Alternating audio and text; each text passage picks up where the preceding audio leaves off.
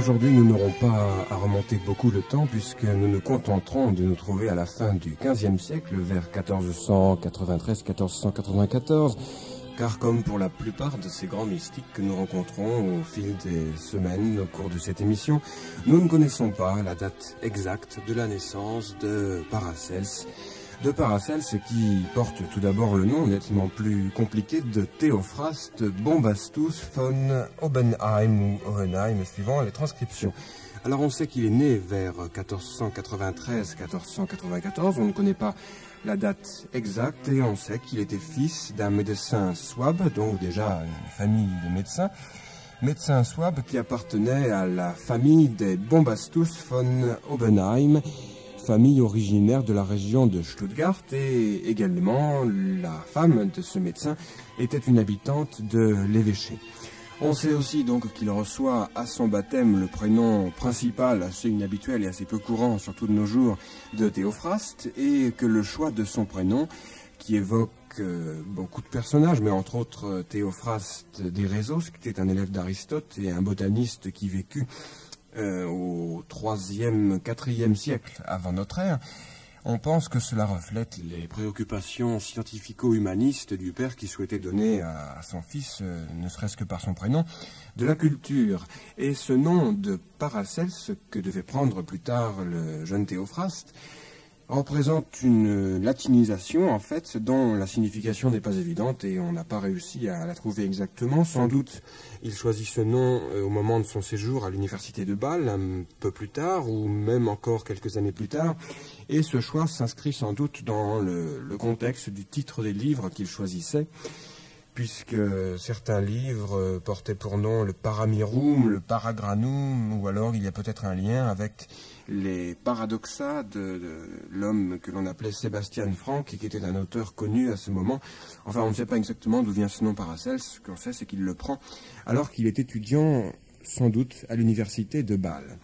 Le père, quant à lui, s'appelait Wilhelm von Hohenheim, mais il est possible qu'il ait été un fils illégitime d'un chevalier de l'ordre de Saint-Jean. Vous allez tout savoir, et il est même possible que ce lien de famille un peu douteux explique le comportement, en partie du moins, que l'on note chez Paracelse, c'est-à-dire un certain balancement entre, d'une part, l'orgueil d'appartenir à la noblesse, car c'est une famille noble, et puis, d'autre part, une attitude très critique à l'égard de cette noblesse, et puis critique également à l'égard de l'ordre social, puisqu'on aura même pu dire que Paracelse fut l'un des premiers communistes ou l'un des premiers socialistes. On a pu pousser très loin la comparaison. Peut-être, sans doute, Paracelse ne fut jamais capable de résoudre entièrement sur le plan psychique, car cela a sans doute eu une influence sur le plan psychique lorsqu'il était jeune, ce problème de classe sociale, et cela aura sans doute une influence sur son existence et sur ses écrits plus tard. Ce qui est curieux aussi, c'est de constater qu'on sait très peu de choses sur sa mère. C'est souvent le cas. D'ailleurs, on constate que la mère disparaît souvent assez rapidement, sauf dans quelques cas assez rares. Et tandis que le père, lui, est mentionné à plusieurs reprises dans son œuvre, la mère, elle, on n'en trouve pratiquement pas mention. Sans doute parce qu'elle meurt relativement tôt dans l'existence du jeune Théophraste. Il était sans doute encore enfant. Et sans doute était-elle déjà morte même lorsque son père s'installe avec lui en Carinthie, dans le petit village de Villars, pour y occuper les fonctions de médecin de la ville. Le voilà donc un des notables de cette petite ville de Villars. Villars, dans une vieille région industrielle formée par géographiquement parlant, par les vallées de la Drave et puis les affluents de ce fleuve, au pied des montagnes, au carrefour des routes de la Slovénie, je ne sais pas si ça vous dit quelque chose, au carrefour du Frioul et de la Vénétie, à la porte de l'Italie en fait. Et Paracelse va grandir dans cette ville vers l'âge de 8-9 ans. C'est une région où il y a beaucoup de passages, où il y a beaucoup d'idées qui arrivent, qui se croisent. Et c'est un carrefour d'échange aussi bien sur le plan commercial que sur le plan idéologique et philosophique. Et il y a également beaucoup d'ethnies qui coexistent dans cette région. Et Paracelse d'ailleurs sera amené à parler plusieurs langues très tôt. Dès l'enfance d'ailleurs, il s'intéresse, il le dit lui-même dans les écrits qu'il nous a laissés, il s'intéresse à l'étude de la nature. C'est son père qui l'instruit, on peut le penser, puisque son père était médecin. C'est son père qui l'instruit d'abord à ces sciences de la nature, mais ensuite il passe par un certain nombre d'écoles, plus ou moins rattachées au couvent et aux évêchés de la province de Carinthie, en Styrie aussi, en Bavière. On pense qu'il a subi là l'influence d'ecclésiastiques de haut rang.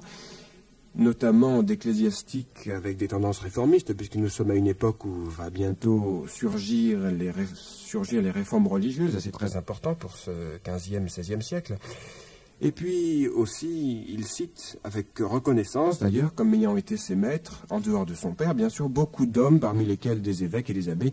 Je n'irai pas jusqu'à vous en donner la liste, ça serait assez ennuyeux, mais on peut citer peut-être quelques hommes dans le cercle d'amis de l'évêque et du cardinal français Raymond Péraudy, qui était né en 1435 et qui devait quitter ce monde en 1505. On peut citer aussi l'évêque de Gurk en Carinthie, de 1491 à 1501, avec lequel il fut en contact.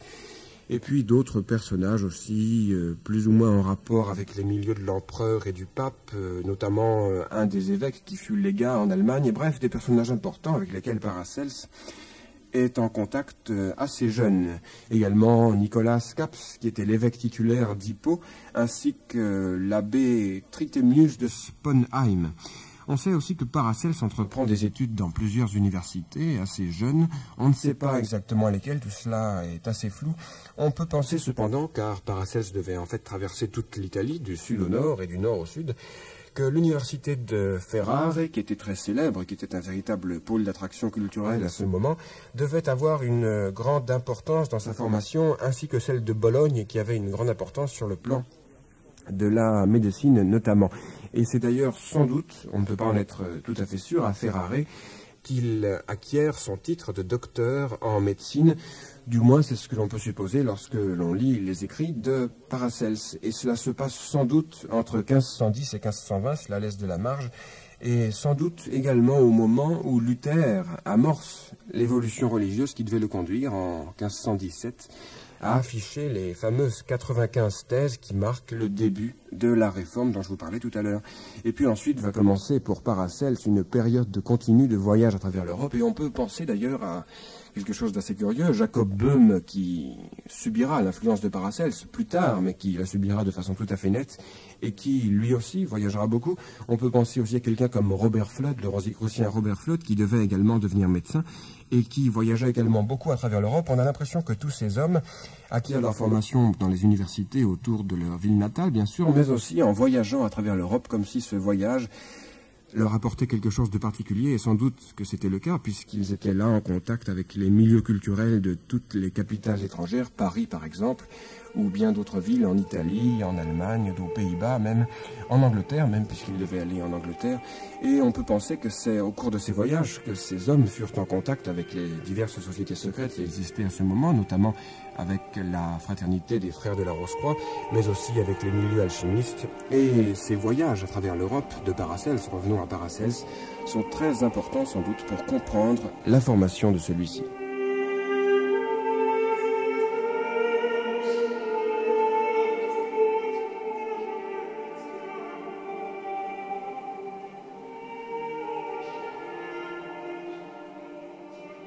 C'est d'une banalité que de dire que les voyages forment la jeunesse, mais c'est bien le cas pour Paracelse. C'est comme la plupart de ces grands hommes de la Renaissance et des siècles qui vont suivre, puisque leur vie commence avec ces voyages à l'extérieur d'eux-mêmes et puis finit généralement par un voyage à l'intérieur d'eux-mêmes. C'est une chose assez intéressante à remarquer. Et Paracelse ne fera pas défaut à cette règle. Il commencera par voyager à travers toute l'Europe. On n'allait pas encore aux États-Unis à ce moment, mais il parcourra toute l'Europe et il est avide de tout connaître, de tout rencontrer. Il a les yeux grands ouverts sur tout ce qui se passe, sur toutes les idées qui sont en ébullition à travers cette Europe du XVIe siècle, et il va découvrir, il va expérimenter aussi, car il ne se contentera pas d'entendre, d'écouter et d'apprendre, il va surtout expérimenter, et par là il est bien un véritable enfant de ce XVIe siècle, marqué par la curiosité intellectuelle et par aussi une certaine instabilité, puisqu'il passera toute sa vie dans d'incessants voyages, au début par goût personnel, et puis ensuite parce qu'il devra fuir, étant donné qu'on ne l'appréciait pas partout où il se rendait. Alors pour se déplacer facilement, alors qu'il était jeune médecin, il choisit la voie qui est la plus pratique, non pas par goût, mais parce que c'était pratique. Il choisit de s'enrôler comme médecin militaire et il va accompagner les armées dans leurs randonnées guerrières, dans leurs campagnes locales ou régionales, ou même à travers différents pays. Et comme à cette époque on partait assez souvent en campagne, eh bien C'est le moyen qu'il jugea le plus simple pour voyager, pour découvrir et pour recueillir beaucoup de connaissances. Le voilà donc médecin militaire, commençant ses pérégrinations à travers l'Europe. Nous ne savons pas exactement quel itinéraire il suit d'ailleurs. Ce que l'on sait, c'est qu'entre le moment de sa promotion au titre de docteur en médecine et l'année 1524, il voyage beaucoup. Il évoque sa participation dans ses écrits aux guerres de Venise, aux guerres du Danemark et des Pays-Bas, donc c'est bien la preuve qu'il est allé ne serait-ce qu'à Venise, au Danemark et aux Pays-Bas. On sait aussi qu'il participe à la guerre des Pays-Bas et que vers l'année 1519, pour la guerre du Danemark, avec le siège du Stockholm, eh bien, il se trouve dans ce pays. Et puis, on a des dates aussi qui montrent qu'il séjourne en Europe occidentale, en Espagne, au Portugal, également en Angleterre, en Europe orientale aussi, car il va aller en Prusse, en Lituanie, en Pologne, en Hongrie, en Transylvanie, en Valachie, c'est un pays qui n'existe plus de nos jours, il me semble, en Dalmatie, en Croatie aussi. Et il n'est pas possible de déterminer la succession exacte de ces déplacements, d'ailleurs ce n'aurait pas grand intérêt. L'important est de savoir qu'il a fréquenté tous ces milieux, tous ces pays, qu'il a traversé toutes ces frontières. Sans doute, il séjourne plus particulièrement longtemps en Italie. Sans doute aussi, il pousse ses voyages jusqu'à l'île de Rhodes. D'après les textes que l'on a retrouvés, il semble qu'il y soit allé en 1517 ou alors en 1521, on a le choix. Et aussi, pendant une période assez courte, mais très riche en contenu, peut-être une des plus riches de son existence, il visite la plus grande partie de l'Europe. C'est aussi au cours de ces années qu'il va travailler chez un certain Sigmund Fugger à Schwass dans le Tyrol, et cela lui permet d'acquérir auprès de ce Sigmund et puis auprès de ses collaborateurs des notions importantes en alchimie et en métallurgie. Au cours de tous ces déplacements, de toutes ces activités, il avait les yeux ouverts sur toutes sortes de problèmes, sur toutes sortes de sciences, sur toutes sortes de philosophies aussi, et sur toutes sortes de problèmes sociaux et politiques, même du monde environnant. Et cela se manifeste dans ses écrits environnants, et il manifeste un intérêt étonnant, il se passionne véritablement pour tous ces problèmes, et on voit que c'est un véritable humaniste, il touche à tous les problèmes de l'époque, et il ne se contente pas des préoccupations qui auraient pu être exclusivement les siennes, c'est-à-dire des préoccupations médicales. Non, Paracels est un véritable touche-à-tout, et il touche à tout avec beaucoup de profondeur et avec beaucoup d'intelligence. Et très tôt, au cours de ses années de jeunesse, car il est encore jeune lorsqu'il voyage ainsi, il commence à écrire, il commence à rédiger ses premiers ouvrages, et du moins, si ce ne sont pas des ouvrages entièrement rédigés, il réalise des ébauches de ce qui sera son œuvre ultérieure. C'est aussi vers 1524, alors qu'il revient des Balkans et qu'il repasse par la ville de son adolescence, Villars, que Paracels s'arrête à Salzbourg et il essaye de s'y fixer. D'ailleurs, la date attribuée à l'un de ses écrits consacrés à la Vierge Marie, c'est bien la preuve qu'il n'écrivait pas que dans le domaine médical, semble confirmer qu'il séjourne dans cette ville dès l'été 1524. C'est un véritable casse-tête chinois pour arriver à savoir où était Paracels à un moment ou à un autre. Et il apparaît aussi que ce séjour devait d'ailleurs se terminer assez mal un peu plus tard. Sans doute son penchant pour le petit peuple, penchant qui d'ailleurs devait se marquer de plus en plus au cours de ses années de voyage par la suite. Il aurait toujours des contacts assez faciles avec les gens des catégories sociales inférieures. Sans doute son penchant pour ce peuple plus inférieur, socialement parlant, allait lui créer des ennuis car cela n'était pas bien vu de tout le monde. On sait aussi que Paracels est impliqué d'une certaine façon, on n'a pas de détails non plus à ce sujet, dans les troubles qui éclatent parmi les paysans et les mineurs de la région. De là à dire qu'il était à la tête des manifestations ou sur les barricades, il n'y a qu'un pas à franchir, car Paracels avait un goût marqué pour la critique sociale, qui allait d'ailleurs de pair avec son engagement religieux, et cela devait lui être assez funeste. On sait aussi que Paracels n'était pas, alors ça c'est assez curieux tout de même, un orateur très brillant. Il écrivait beaucoup mieux qu'il ne parlait, et lorsqu'il eut à plusieurs reprises à se défendre par la parole, car on devait l'attaquer très fréquemment, eh bien il n'y arrivait pas tellement, d'abord pour des raisons tout simplement techniques, car il avait un défaut d'élocution congénitale, et puis aussi une certaine timidité qui le rendait assez maladroit. Il quitte Salzbourg vers 1525 en y laissant des biens personnels assez considérables, ce qui laisse supposer qu'il s'agit d'une fuite précipitée, une des premières fuites de la vie de Paracelse, car c'est triste à dire, mais Paracelse devait, à partir de cette date, mener une vie en fait de fuite. Il devait être successivement chassé de toutes les villes dans lesquelles il s'installait.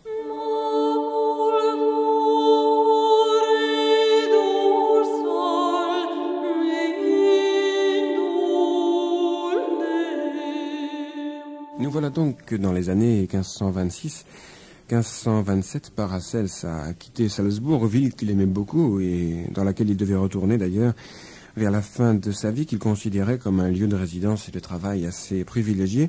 Mais c'est de nouvelles pérégrinations qui l'entraînent dans les années qui suivent, 1525-1526, à travers la Bavière, à travers la vallée du Danube et notamment vers Strasbourg où il acquiert, fin 1526 probablement, le droit de bourgeoisie.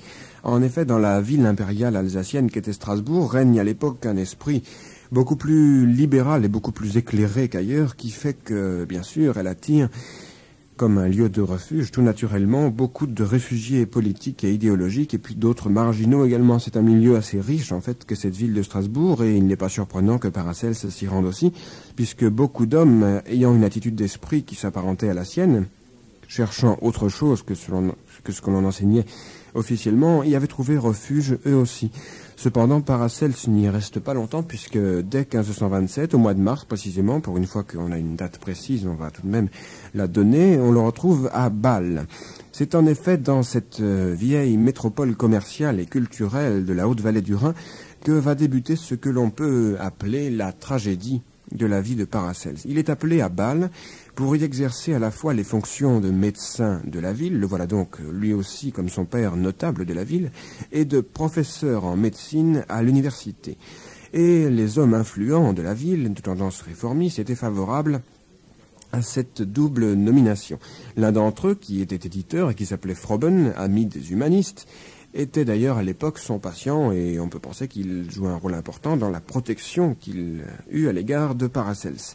Il y avait aussi les frères Amerbach qui se trouvaient parmi les familiers de Paracelse et Paracelse était par ailleurs en correspondance avec le très célèbre Erasme de Rotterdam, Erasme qui devait être condamné plus tard, comme nous l'avons déjà dit dans une précédente émission de la vie des grands mystiques. Et on peut également penser que dans ce milieu assez riche de la ville de Bâle, Paracelse va s'installer assez rapidement, mais en fait les problèmes vont surgir eux aussi assez rapidement, car l'appel que l'on fait à Paracelse lorsqu'il s'installe en tant que médecin à Bâle se situe dans un contexte religieux qui est parfois difficile à comprendre. Paracelse est considéré comme un partisan, tout comme Erasme d'ailleurs, des tendances nouvelles, plus précisément des tendances réformistes inspirées par Erasme, et ceux qui sympathisent avec ces idées pouvaient espérer que leur activité serait comprise, serait acceptée dans la ville de Bâle. Ce ne devait pas toujours être le cas. Et en juin 1527, il s'installe à Bâle et il commence cette activité et il l'inaugure par une proclamation qui a une allure un petit peu publicitaire, je vais vous la livrer dans quelques instants, et qui annonce de façon très sérieuse et très précise que Paracelse va faire du neuf en matière de médecine. Il entend bien réformer la médecine, tout comme Luther entendait réformer la religion. Et il est tentant d'ailleurs de faire un parallèle entre ces deux proclamations qui se situent à des dates très rapprochées, cette proclamation de Paracelse dans le domaine médical et puis la proclamation publique et l'affichage des 95 thèses de Luther qui avait eu lieu 10 années plus tôt. 10 années, ce n'est pas grand-chose dans le domaine de l'évolution des idées. Et voilà la proclamation que lance Paracelse alors qu'il s'installe à Bâle. C'est tout de même assez important comme document. Qui donc ignore que la plupart des médecins de notre temps ont failli à leur mission de la manière la plus honteuse en faisant courir les plus grands risques à leurs malades. Ils se sont attachés avec un pédantisme extrême aux sentences d'Hippocrate, de Galien et d'Avicenne, comme si celles-ci étaient sorties du trépied d'Apollon comme autant d'oracles et comme si l'on n'avait pas le droit de s'en écarter d'un iota. C'est en s'appuyant sur ces autorités que l'on crée, lorsque cela plaît aux dieux, des docteurs en médecine imbus de leur titre, mais non pas des médecins. Étant invité par les autorités de Bâle qui m'offrent un traitement généreux, J'enseignerai pendant 2 heures par jour la médecine pratique et théorique, et je m'appliquerai avec le plus grand zèle et pour le plus grand profit de mes auditeurs à exposer le contenu de manuels de médecine et de chirurgie dont je suis moi-même l'auteur. Il ne s'agit pas de livres comme les utilisent d'autres, copiant Hippocrate ou je ne sais qui, mais de manuels que j'ai rédigés sur la base de ma propre expérience, car l'expérience est notre maître d'école suprême, et de mon propre travail. Ce sont donc l'expérience et la raison, et non pas les autorités, qui me guideront lorsque je prouverai quelque chose. C'est pourquoi, cher lecteur, si l'un d'entre vous est attiré par les mystères de cet art apollinien, s'il est inspiré par l'amour et le désir d'une telle étude, et s'il veut apprendre à fond, en peu de temps, tout ce qui est du ressort de cette science, qu'il vienne aussitôt nous trouver à Bâle, et il y apprendra encore bien d'autres choses et bien plus importantes que ce que je peux décrire ici en quelques mots. Alors voilà Paracelse qui fait placarder cette affiche et qui livre ce document à la population de Bâle. On peut penser que c'est, pour le domaine médical officiel, une sorte de coup de tonnerre. Il souligne ses intentions de façon très nette et on peut, encore une fois, faire un parallèle très net avec le comportement de Luther, puisqu'il ira même, Paracelse, jusqu'à faire brûler un manuel de médecine scolastique sur la place du marché de Bâle, c'est tout de même assez provocateur, la nuit de la Saint-Jean, c'est-à-dire le 24 juin 1527. C'est l'annonce d'une grande révolution, et comme beaucoup de révolutions, cela devait lui attirer quelques ennuis. D'ailleurs, comme la plupart des attitudes que devait avoir Paracelse au cours de son existence, et cela lui attire irrémédiablement l'hostilité de la plupart de ses collègues, pour ne pas dire de tous ses collègues. L'approbation de la faculté, de tendance traditionnaliste bien sûr, comme la plupart des facultés, lui est refusée, d'autant qu'il apparaît d'emblée comme un marginal. Il est nommé et rémunéré par l'autorité publique, il ne peut s'appuyer sur celle-ci et non pas sur la structure corporatiste de l'université médiévale, ce qui ne l'aurait pas gêné, mais il est bientôt la cible d'attaques assez violentes de nature à la fois objective, c'est-à-dire qu'on attaque ses théories, et puis de nature personnelle, car on n'aime pas le personnage. Et ces attaques permettent de mesurer toute la difficulté qu'il y a à cette époque à se faire comprendre par ses collègues en place, ainsi que par ses étudiants, difficulté qui n'a guère changé, d'ailleurs avec le temps pour tous les réformateurs. Paracelse expose en effet ses connaissances d'une façon bien sûr personnelle, puisque ce sont ses recherches personnelles. Et il utilise un langage nouveau, et c'est peut-être cela qui choque le plus en fait. Davantage que les théories, c'est le langage, car ce langage, il est rempli de néologismes et de mots que Paracelse utilise et qui n'ont aucun sens pour ses auditeurs d'esprit traditionnaliste et de formation scolastique. Et puis aussi, il y a le fait que Paracelse, pour la première fois, écrit en allemand et non pas dans la langue sacro-sainte de la culture à cette époque, le latin. Et s'il écrit en allemand, c'est dans le souci de se mettre à la portée de tous et non pas de réserver ses écrits et ses théories et ses expériences à une élite. Alors cela pouvait plaire d'une certaine façon à certains chercheurs, à certains curieux qui fréquentent ses cours au départ, mais cela ne peut que choquer profondément ses collègues imbus de tradition et de formation scolastique, et on en trouve la preuve très rapidement dans un texte qui est aussi drôle d'ailleurs que dans son genre que certains autres textes diffamatoires, et qui va être affiché sans doute avec l'accord de la faculté, ou alors à l'instigation secrète de celle-ci, car lorsque l'on diffame, on s'arrange pour faire cela dans le secret, un texte qui va être affiché sur les portails de l'église de Bâle, même de toutes les églises, et ce texte est représenté comme un avertissement émanant du royaume des morts et attribué au man de Galien. N'hésitez pas devant les moyens. Et man de Galien parce que, bien sûr, Paracelse avait attaqué les théories de Galien, dont on n'avait pas démordu depuis le IVe siècle de notre ère, Et aux archives d'État de Bâle, on a pu retrouver ce texte, un exemplaire de ce pamphlet virulent, rédigé en latin tout de même, où l'audacieux réformiste qu'était Paracelse se voit apostrophé de la façon suivante. « Que je crève, si l'on te juge digne, vaut rien de vider le pot de chambre d'Hippocrate ou de garder mes cochons. Chouca qui te part des plumes que tu as volées, cependant ta toute petite renommée trompeuse ne durera pas. Que veux-tu enseigner? Ta bouche stupide ignore les mots étrangers, et dès lors que tu n'es même pas capable d'exposer l'œuvre que tu as volée, que veux-tu faire maintenant, imbécile, percé à jour du dehors et du dedans, alors que l'on t'a conseillé à juste titre de prendre une corde et de te pendre? Voilà le vocabulaire que l'on n'hésite pas à employer dès cette époque pour attaquer Paracelse.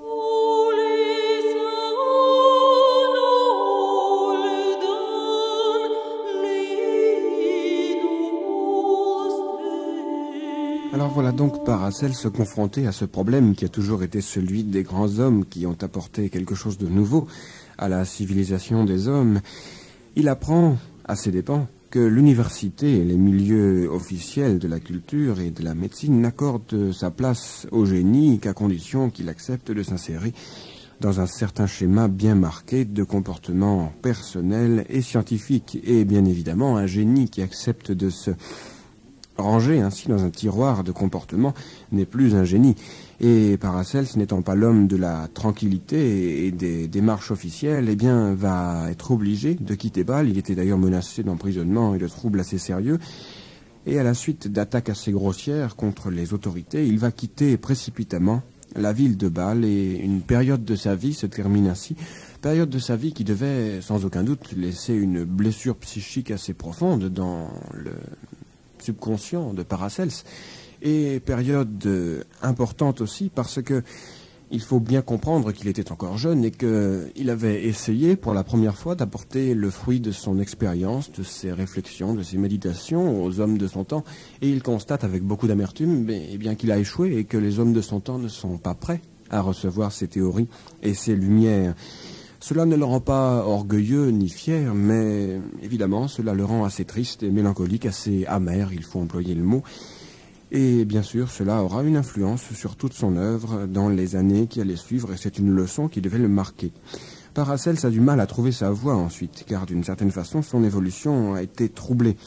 Il a un certain courage, il a toujours eu beaucoup de courage, il a aussi beaucoup d'ardeur à jouir de la vie, il aime le bon vin, il aime les bons compagnons, ce n'est pas un triste cire, et sa vie n'est pas brisée pour autant. Alors il va partir pour un nouveau séjour en Alsace, et il va y écrire 2 ouvrages sur les lésions corporelles, ainsi que sur les maladies syphilitiques, et il va ensuite se rendre en Souabe, à Nuremberg, ou alors il va faire en 1529 la connaissance d'un étrange mystique et historien à la fois, de nom Sébastien Franck, originaire de Donauwörth.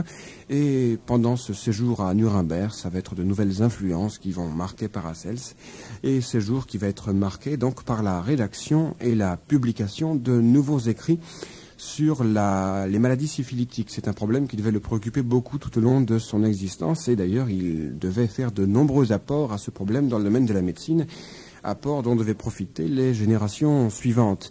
Là aussi, d'ailleurs, dans cette région, il y a des frictions avec les pharmaciens locaux, et lorsqu'il a quitté la ville, il est informé de l'interdiction d'imprimer ses écrits qui a été décrétée par le conseil municipal sur instigation, bien sûr, de la faculté de médecine de Leipzig. Et on note dans sa lettre de protestation que Paracelse évoque l'attitude d'esprit réformiste de la municipalité, une attitude qui aurait dû la rapprocher de lui et l'éloigner de la traditionnaliste et conservatrice université de Leipzig, une de plus encore. Paracelse se trouve alors ensuite à Beratshausen, an der Laber, un petit village de la même région, et il commence à rédiger des écrits théologiques. C'est là qu'il va créer, en très grande partie, le plus volumineux de ses ouvrages conservés, à savoir l'interprétation du psautier de David. Contrairement à ce que l'on pourrait imaginer, le plus volumineux des ouvrages de Paracelse n'est pas un traité de médecine, mais cette interprétation du psautier de David. Et puis à côté de ça, il entame d'autres ouvrages, il poursuit la rédaction d'écrits médicaux, considérables d'ailleurs et tout à fait fondamentaux, marqués de réformisme toujours, qui comportent dans leur titre en général le préfixe para. Il y a le paragranum qui traite des 4 colonnes de l'art médical, il y a l'opus paramirum qui traite des causes des maladies ainsi que des affections spéciales, ouvrage qui se compose de plusieurs études séparées qui s'enchaînent entre elles, et ce livre, du point de vue purement théorique pour l'histoire de la médecine, on peut peut-être dire quelques mots à ce sujet, a une très grande importance en raison des spéculations concernant les 3 substances qui étaient le sel, le soufre et le mercure, et aussi en raison de la théorie des éléments, théorie des signatures aussi, nous évoquerons cela tout à l'heure lorsque nous parlerons de Paracelse et de l'astrologie, qui se rattache à ces théories de Paracelse. Et puis aussi, il y a des considérations sur les affections du métabolisme et sur les maladies gynécologique. L'auteur développe toute une théorie médico-philosophique qui concerne la femme, problème qui devait le préoccuper d'ailleurs également de façon importante, et il entame déjà dans ses ouvrages, alors qu'il est encore tout de même assez jeune, la discussion à propos de la position, de la place de l'être humain dans le cosmos. Et cette œuvre va déborder très largement, en dehors de la médecine, vers la théologie, vers la métaphysique, même pour employer un mot beaucoup plus vaste, et vers la spéculation cosmique, on pourrait même dire. Une œuvre qui est pleine de charme poétique et qui contient des informations tout à fait intéressantes. Il faudrait, si on en a le courage, et si on lit l'allemand couramment, notamment l'allemand du XVIe siècle, ce qui n'est pas évident, se plonger dans ces manuscrits, c'est tout à fait passionnant. Heureusement, il y a des érudits qui s'y sont penchés et qui nous ont livré des traductions. On peut aussi citer les théories de Paracelse concernant ce que l'on appelle à cette époque, parce qu'on n'a pas d'autre mot, les maladies invisibles. Et ce sont des théories très intéressantes, car en fait, Paracelse est l'un des premiers, pour ne pas dire le premier, car il est toujours difficile de dire qu'on est le premier à faire quelque chose, à s'intéresser à ce qui est de nos jours la psychiatrie et la psychopathologie. Et on peut même dire que Paracelse, d'une certaine façon, est à l'origine de l'étude des maladies psychosomatiques. Il étudie certaines corrélations pathologiques qui se situent tout à fait en dehors du domaine organique, sans négliger le lien avec le corps, car c'est ça aussi qui est intéressant dans l'œuvre de Paracelse. Même lorsqu'il étudie le domaine psychique, il n'oublie jamais, jamais vraiment, le lien avec le corps, avec les matériaux organiques.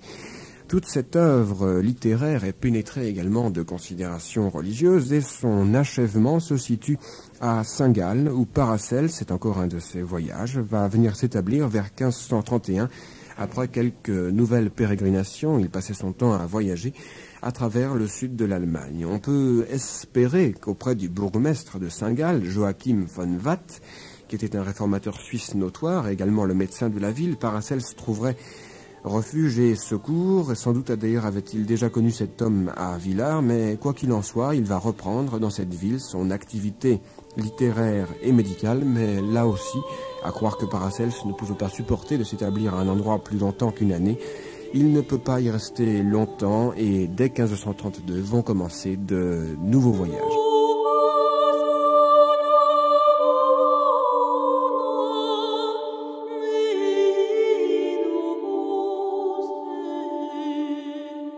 Nous voilà donc vers 1532, et pour Paracelse, c'est une date où vont commencer de nouveaux voyages qui vont l'entraîner cette fois vers l'est, à l'intérieur des Alpes. On possède toujours peu d'informations sur cette époque et sur ces voyages. On sait tout de même que ces séjours dans les vallées alpestres sont marqués par un très grand intérêt pour les problèmes théologiques et par la rédaction de nouveaux écrits dans ce domaine. Sans doute d'ailleurs ces motivations étaient à la fois extérieures et intérieures, c'est un peu normal.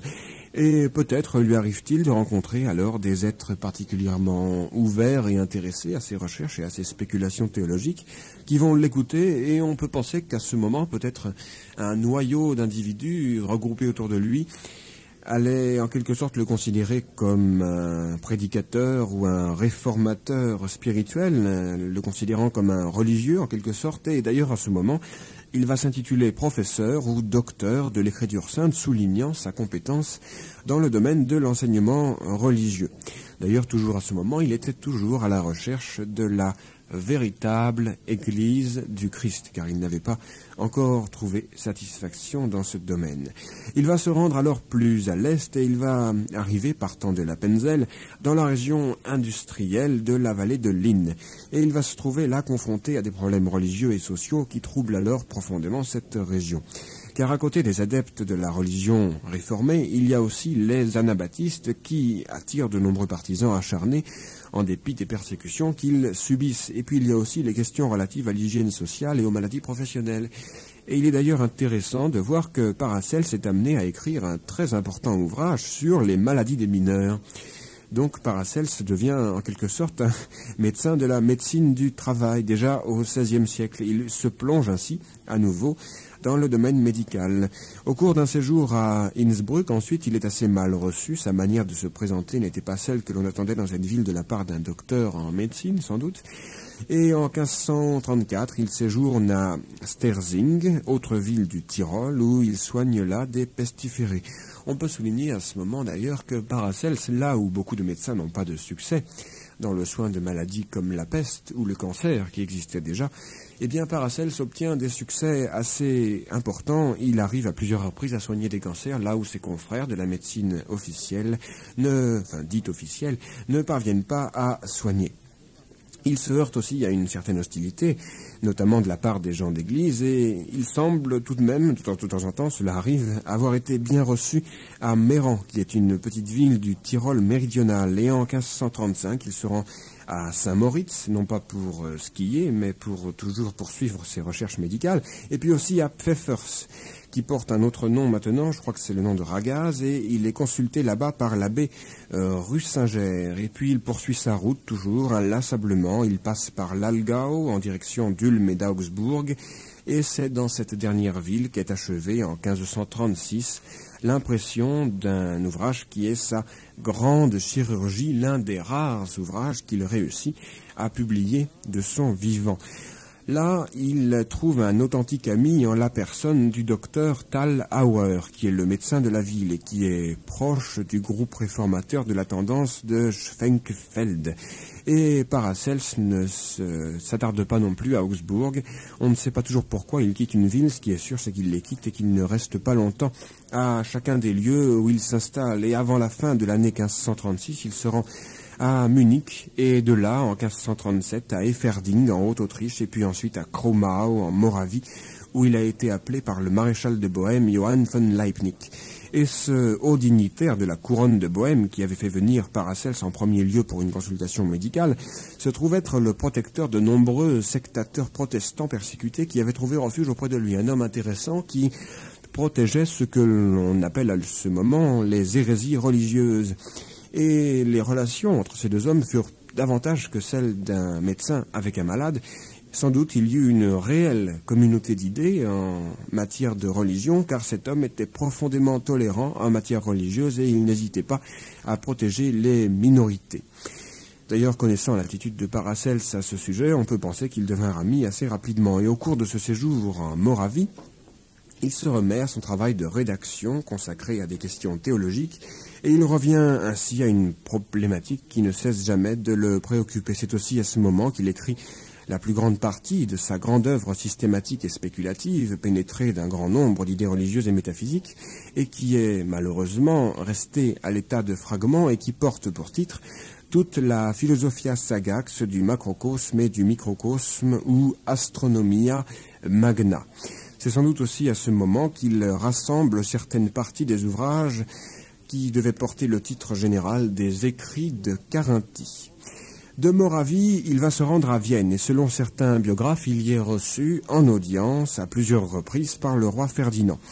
Dès le mois de mai 1538, cependant, il se retrouve dans sa ville natale, à Villars, la ville de ses jeunes années, plus précisément, car il était né en Suisse, et il y fait rédiger des documents attestant le séjour de son père et ses droits à l'héritage de celui-ci. Apparemment, il avait l'intention de s'établir là, pour de bon, en Carinthie, et c'est sans doute dans ce contexte qu'il dédie aux États de Carinthie 3 écrits importants au cours d'une cérémonie qui se déroule le 24 août 1538, si on a une date précise, c'est parce qu'elle est conservée dans des textes dans les archives de la commune, à Saint-Veit an der Glan. Il s'agit des Defensiones Septem, du Labyrinthus Medicorum Errantium et du livre de maladies du Tartre. Un des derniers ouvrages importants de Paracelse. 3 ouvrages qui étaient précédés de la chronique de Carinthie. Un hommage, peut-être une concession plutôt qu'un hommage d'ailleurs, rendu au pays de sa jeunesse. Et les autorités carinthiennes manifestent ainsi leur satisfaction, sont bien contentes qu'on leur dédie un ouvrage, et la promesse d'imprimer qui est alors donnée n'allait être réalisée, non, ce n'est pas une erreur, qu'en 1955, c'est-à-dire environ 417 années plus tard, lorsque le gouvernement du Land de Carinthie se souvient tout à coup, 417 ans après, un gouvernement qui a de la mémoire, des engagements pris par ses lointains, mais vraiment très lointains prédécesseurs. Paracelse va séjourner en Carinthie jusqu'en 1540, et sans doute au cours de ce séjour, continue-t-il à pratiquer la médecine et aussi à écrire, surtout stimulé par le souvenir de sa jeunesse et de l'enseignement reçu de son père. et c'est de nouveaux écrits théologiques qui apparaissent, des écrits philosophiques aussi, et pendant ce temps, probablement, il attend la réalisation de la promesse d'imprimer faite par les États de Carinthie. Alors pour cela, il aurait fallu qu'il trouve l'élixir de longue vie, car il aurait fallu attendre 417 années, et la promesse ne serait pas réalisée de son vivant. Et puis surtout, s'il reste longtemps ici, c'est parce qu'il recherche une possibilité de s'établir définitivement. Il sent qu'il arrive à un certain âge tout de même, car il était âgé d'une 47 ans, oui, 1493 à 1540, cela fait 47 ans, et il sentait que c'était la fin de ses jours. 47 ans à cette époque, c'était tout de même un âge déjà assez avancé, malgré certaines exceptions, et il voyage beaucoup moins. Il se rend à Salzbourg tout de même une nouvelle fois en 1540, Salzbourg qu'il avait beaucoup aimé, nous l'avons vu lorsqu'il était plus jeune. Et le temps lui est en effet compté, et le voilà travaillant encore comme médecin indépendant, continuant à écrire des livres, et selon l'un de ses biographes, Soudoff, il est alors en contact, en rapport avec le duc Ernest de Bavière, administrateur d'évêché, qu'il fait venir à la cour de ce pays. Il y avait des liens d'ailleurs entre la famille régnante de Bavière et Paracelse, liens qui devaient s'avérer assez importants par la suite pour la transmission de l'œuvre littéraire de Paracelse. Mais à ce moment, son activité touche à sa fin, et pour lui, il n'était plus question d'accepter un emploi officiel. Et c'est le 21 septembre 1541, alors qu'il est âgé de quelque chose comme 48 ans, dans une maison de la Geigasse de Salzbourg, qu'il rédige son testament, qui constitue d'ailleurs un document social et historique très intéressant. Il y mentionne en premier lieu les pauvres. N'oublions jamais que lui-même n'avait jamais possédé de richesses terrestres, comme tous ces médecins d'ailleurs liés aux sociétés secrètes de cette époque. Il soignait le plus souvent gratuitement, en fait, et il ne possédait pas de richesses terrestres durables. Il restait fidèle aux théories sociales qu'il avait développées, et le contenu du testament permet de se rendre compte du peu qu'il possédait. Il possédait quelques bagages dérisoires, comme tout voyageur, et puis il n'avait pas véritablement de terre, il y avait surtout ses livres et ses manuscrits. Et c'est quelque temps seulement, après avoir rédigé ses dernières volontés, on ne sait pas la date exacte non plus d'ailleurs, qu'il meurt. Certains ont avancé la date tout de même du 21 septembre 1541, cela n'a pas grande importance, c'est en 1541 de toute façon qu'il va mourir, et sur son monument funéraire, il sera enterré en tant que catholique tout de même, bien que ne l'ayant jamais été en réalité, car il recherchait la véritable Église du Christ. Sur son monument funéraire, transféré par la suite du cimetière au porche de l'église Saint-Sébastien de Salzbourg, où l'on peut encore le voir, sont gravées ces paroles mémorables qui constituent le dernier mot de cette existence agitée, Pax vivis requies aeterna sepultis. C'est en quelque sorte un message et un avertissement à l'adresse d'un monde extérieur bien troublé.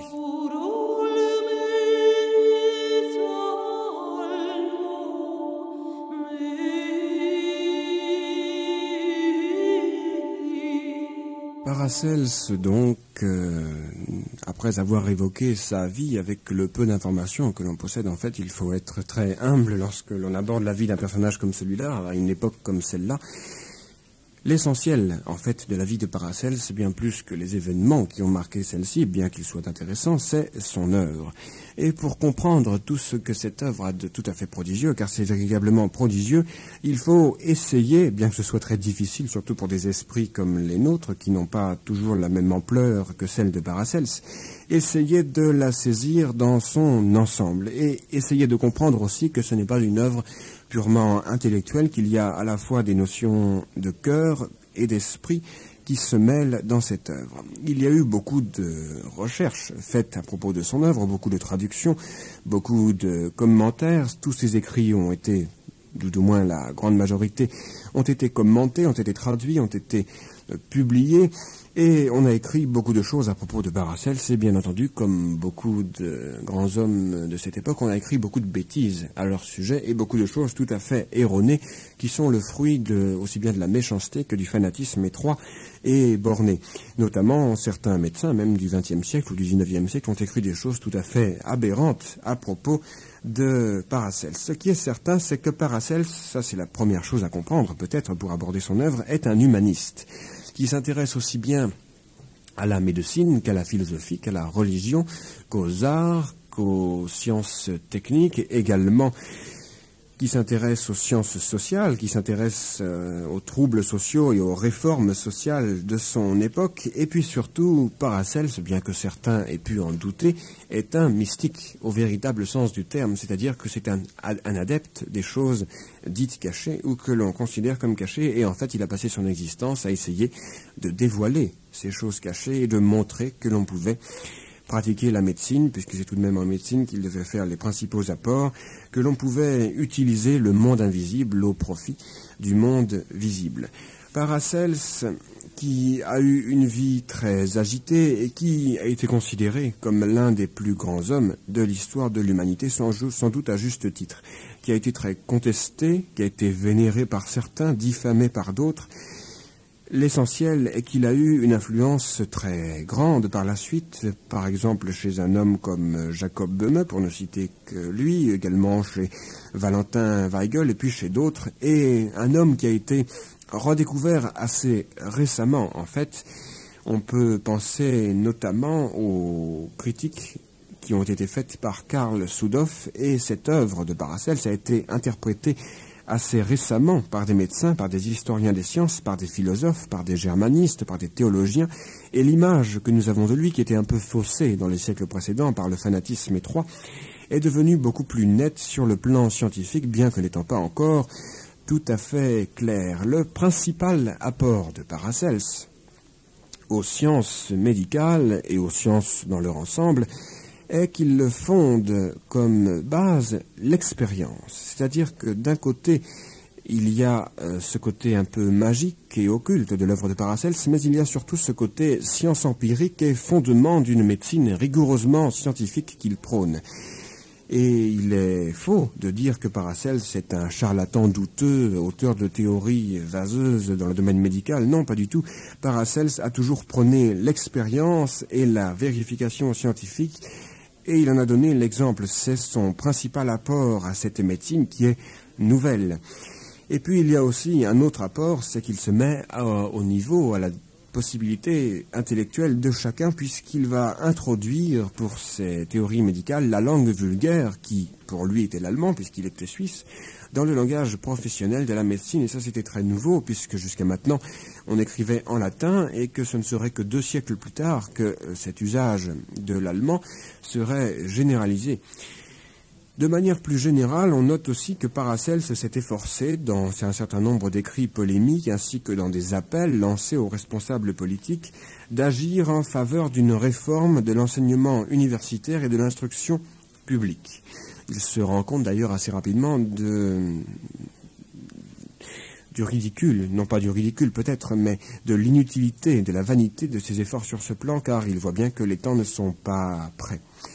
C'est surtout sur le plan de la théorie des remèdes que les mérites de Paracels sont tout à fait incontestables. L'expérience qu'il a acquise dans sa prime jeunesse à Villars, et sans doute sous l'impulsion de son père, dans les domaines de l'exploitation minière et de la sidérurgie, ainsi que de la métallurgie et de l'alchimie, car il avait eu des connaissances alchimiques très tôt, l'amène à introduire un grand nombre de remèdes chimiques et à instituer une sorte de chimiothérapie.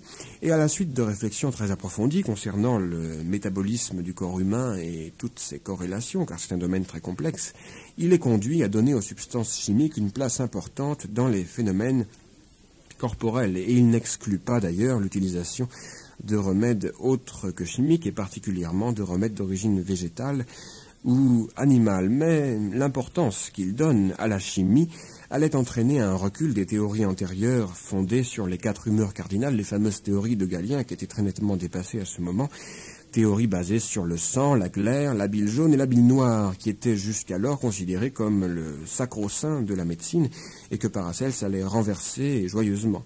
Et ces théories, que l'on peut qualifier de pharmacologiques, devaient servir plus tard de fondement aux enseignements de l'école des médico-chimistes.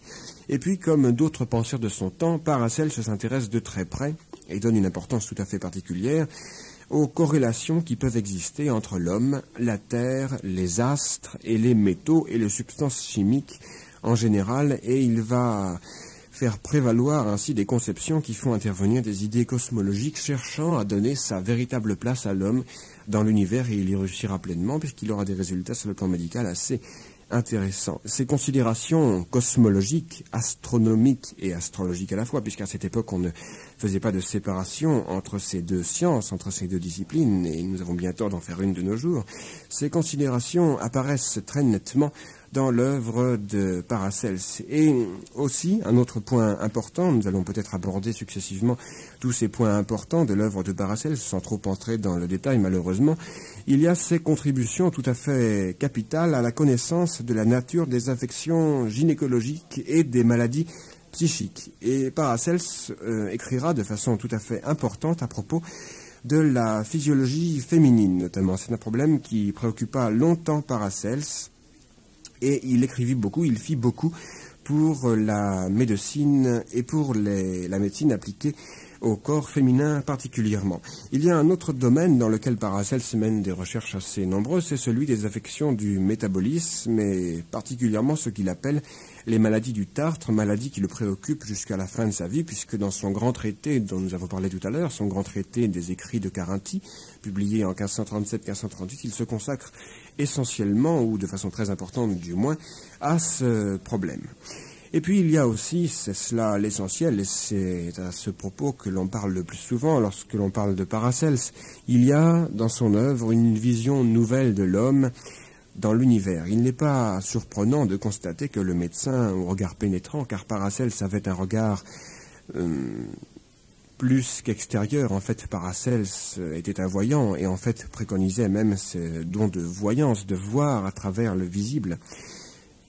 Pour les médecins, tout comme il disait d'ailleurs qu'un médecin ignorant les lois de l'astronomie et de l'astrologie ne pouvait pas être un médecin, et il avait sans doute en partie raison, et Paracels avait une vision propre de l'homme en bonne santé et de l'homme malade, mais surtout il avait une vision de l'homme en général, et c'est cela qui allait révolutionner la médecine. Plutôt que de considérer une maladie, de soigner une maladie, Paracels allait chercher, et c'était l'un des premiers à faire cela, à soigner, à traiter l'homme dans son ensemble, l'homme considéré comme un point d'intersection entre le terrestre et le divin, l'homme considéré comme un réceptacle d'influence cosmique et d'énergie vibratoire.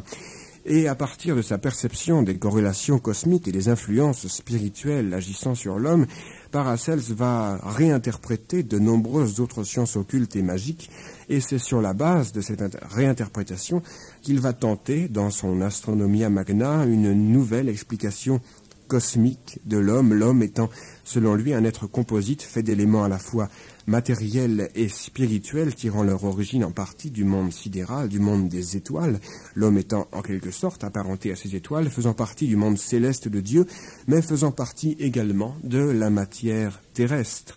Et il est essentiel de noter que, dans cette vision, l'homme est perçu d'une certaine façon comme le centre de l'univers, mais aussi comme le but de l'univers, comme réalisant en quelque sorte la concentration des éléments et des forces de cet univers. C'est autour de l'homme que tourne le monde entier. En fait, on pourrait dire que Paracels fonde un nouveau système dans l'univers, un système qui gravite autour de l'homme, ce qui est tout naturel d'ailleurs que l'homme fasse tourner l'univers autour de lui.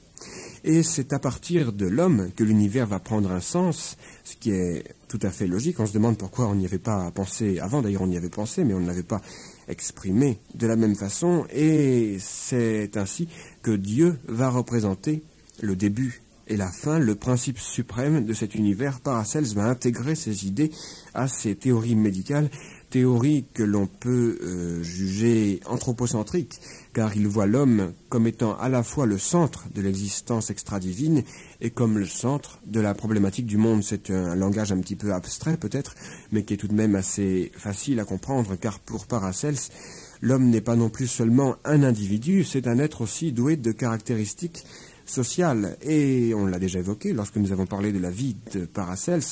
Certains épisodes de son existence montrent qu'il s'intéresse de très près aux problèmes sociaux, aux problèmes socio-religieux et socio-culturels de son époque, et qu'il va proposer même des thérapies sociales assez inquiétantes pour ses contemporains. Par exemple, bien sûr, Paracels, ce n'est pas étonnant, est favorable à l'abolition de la peine de mort, il est favorable aussi à l'abolition de la guerre, cela on le comprend, il n'est pas le seul d'ailleurs, et il critique de façon assez arrogante les seigneurs. Et il a un projet social qui est assez menaçant pour l'ordre social qui existait alors, certaines idées que l'on peut qualifier, comme je vous le disais tout à l'heure, de communistes, car voilà Paracelse prenant le partage communiste au sens noble du terme, bien sûr, partage des revenus du travail, obligation de travail pour tous en cas de détresse, propriété commune du sol mis à la disposition de l'empereur. Il suggère également que les professions, l'ordre corporatif soient soumis à une critique sérieuse et les questions de propriété, de travail, de morale du travail sont étudiées dans son œuvre. Il s'intéresse aussi aux problèmes du mariage, de la famille, de l'éducation des enfants. Il se propose également d'étudier les problèmes de l'assistance aux pauvres, des questions de partage des biens, d'usage correct de la propriété et de la fortune. C'est un aspect très intéressant de l'œuvre de Paracelse, et pour ne citer que quelques exemples, pour prouver que cela a existé, eh bien on peut citer le De Nupta, qui traite des questions de propriété, le De Honestis Utrique Divitis, qui traite de l'usage correct des biens, le De Tempore Laboris et Requii, qui traite du problème de la durée du travail, pour un peu, Paracelse aurait préconisé les 39 heures, et aussi le De Magnificis et Superbis, qui traite du problème de l'autorité, aussi bien politique que religieuse. Et ce qui est intéressant, c'est qu'à l'arrière-plan de tous ces écrits de Paracelse, on trouve la vision utopique d'un avenir meilleur, d'une société rénovée, d'une religion purifiée, d'un monde fait de bonté et d'humanité, d'une vie plus simple, prenant la place d'un état de choses tout à fait condamnable, car la société du temps n'était pas spécialement rose, pour employer un terme un petit peu familier. Ces écrits de Paracelse sont d'un modernisme assez stupéfiant tout de même, car c'est assez fascinant de voir ce don visionnaire d'un génie. On pourrait également penser à Jules Verne, qui eut des théories sociales et scientifiques du même ordre. Et Paracelse est très largement en avance sur son temps. Et c'est un des aspects qu'il ne faut pas négliger en dehors de cette des théories médicales qu'il devait forger et de cette vision de l'homme dans l'univers et dans le cosmos. Il ne faut pas négliger tout cet aspect de la vie sociale de Paracelse.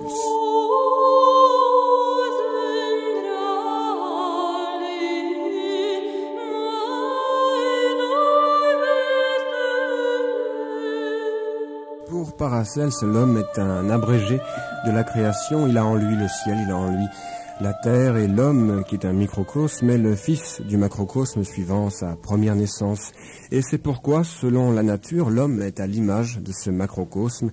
Et entre le père et le fils, l'analogie est parfaite. En l'homme, nous retrouvons la terre, figurée par notre corps visible, et le ciel, qui est l'homme sidéral, avec le corps sidéral, car Paracelse sait très bien ce qu'est le corps sidéral, que l'on pourrait aussi appeler corps psychique, et il l'étudie de façon très intéressante dans son œuvre. Il sait aussi que la nature est en nous, c'est du moins ce qu'il dit et ce qu'il cherche à prouver. Il sait aussi que si nous ne nous ouvrons pas aux dimensions de l'univers, nous ne poursuivrons que nos propres chimères, et il sait que nous communiquons avec l'astrum, c'est un terme qu'il emploie, l'astrum universel par le feu qui est en nous, le feu de l'homme sidéral, et que c'est par le corps sidéral que nous recevons la lumière de la nature. Il faudrait entrer dans des considérations sur la conception de Paracelse à l'égard de cette lumière de la nature, qui est une expression qui revient souvent dans son œuvre. Et il sait aussi que ce n'est pas par l'esprit de chair et de sang que nous devons apprendre, mais par le corps sidéral, et également par l'homme intérieur. Car c'est un des aspects importants de la médecine de Paracelse. Il apporte quelque chose de tout à fait nouveau dans ce domaine. Il y a à la fois, bien sûr, l'étude de la nature, l'union de la recherche, de l'expérience et de l'intuition, car il est aussi un des premiers à prôner l'usage de l'intuition en matière médicale, et sa conception repose sur un sentiment largement humanitaire, car en tant que médecin, ce qu'il cherche, contrairement à beaucoup d'autres médecins, c'est venir en aide à l'homme, remédier à ses maux. Il ne croit pas qu'il existe une seule maladie au monde dont le remède n'existe pas dans la nature. Alors il va chercher dans les forces de la nature le prolongement de la vie, et il est persuadé que la vertu salutaire se trouve cachée dans chacune des parcelles de la création. Il a une confiance absolue dans le pouvoir curatif de la nature, et cette confiance ne l'abandonnera jamais. La grandeur de son caractère, d'ailleurs, et du caractère de son œuvre, réside dans cet idéal moral, dans cette éthique médicale qui lui est propre, car il mettra, comme l'un des 4 grands piliers de la médecine, la vertu du médecin. Pour lui, l'exercice de la médecine, c'est une véritable mission, une vocation divine. Et c'est pourquoi il va exiger du médecin la conscience de sa responsabilité fondée sur l'observation, sur la confiance vis-à-vis du patient, sur le cœur et sur la fidélité au devoir. Il écrira « Le principe de la médecine est l'amour ». Et en un mot, il écrit là, il réalise une consécration entière à sa haute mission de guérisseur, car plus qu'un médecin, Paracelse, au sens noble du terme, est un guérisseur. Et la médecine paracelsienne va tendre à sauver l'homme tout entier, non pas seulement l'homme physique, mais également l'homme spirituel, l'homme moral. Il va chercher à faire évoluer l'homme en même temps qu'il le soigne. Et la notion de santé et celle de salut sont très liées dans l'œuvre de Paracelse.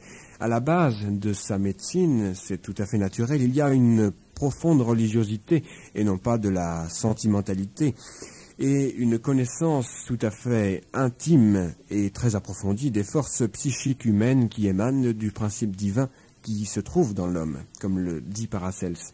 Et Paracelse ne fait agir que des forces, c'est un canal en quelque sorte qui fait agir des forces. Les remèdes en eux-mêmes sont inopérants, ils n'exercent une action salutaire que par les forces immatérielles qui sont en eux. Et c'est cela un des principes les plus importants peut-être, par lesquels on pourrait résumer cette œuvre médicale de Paracelse, c'est que, aussi bien par l'étude de l'astronomie et de l'astrologie qu'il va faire, il va poser comme principe le fait que, par exemple, les mouvements des astres dans le ciel, les mouvements de l'univers tout entier, chaque vibration de l'univers a une action sur le corps physique de l'homme. Et il pose également comme principe, un principe tout à fait évident, lorsqu'on veut bien se donner la peine d'y réfléchir, l'homme a en lui l'univers tout entier, le ciel extérieur que l'homme voit par ses yeux physiques, eh bien, ce ciel se trouve en lui, les planètes se trouvent en lui, les étoiles se trouvent en lui, et il y a une corrélation frappante entre les deux, et c'est la raison pour laquelle il va étudier de façon rationnelle, en fait, car Paracelse n'étudiera pas l'astrologie, qu'on appelait aussi astronomie à l'époque, on n'attachait pas tellement d'importance à des questions de termes comme de nos jours, et il va étudier cette science de cette façon, en posant des corrélations entre l'homme et entre l'univers. C'est là un des apports les plus grands de Paracelse à la médecine. Il y a aussi une chose que l'on peut également savoir à propos de Paracelse, c'est qu'on a cherché à lui attribuer tout un tas d'écrits spiritualo-occultes qui ne sont pas nécessairement de sa plume et qui sont parfois assez douteux. Quand bien même il serait de sa plume, il faut savoir que c'était écrit dans un langage particulier, que nos mentalités ont changé et qu'il faut nous adapter pour comprendre l'œuvre de Paracelse. Certains historiens ont très bien su le faire, d'autres n'ont fait que se ridiculiser en écrivant à propos de Paracelse en le vilipendant et en le traitant de mage ou de magicien obscur, de charlatan. Bref, ils n'ont fait que prouver leur méconnaissance et leur incompréhension totale de l'œuvre de Paracelse, alors que c'est une œuvre toute en profondeur, pleine de bonté, pleine de religiosité d'une certaine façon, pleine de spiritualité, empli d'un mysticisme profond et qui montre que pour la première fois peut-être dans cette histoire de l'Occident, car sans doute dans les civilisations précédentes d'autres hommes avaient poursuivi le même genre de recherche, pour la première fois on s'intéressait à l'homme intérieur et à l'homme spirituel dans le domaine médical, et c'est sans doute l'un des plus grands apports de Paracelse à notre civilisation.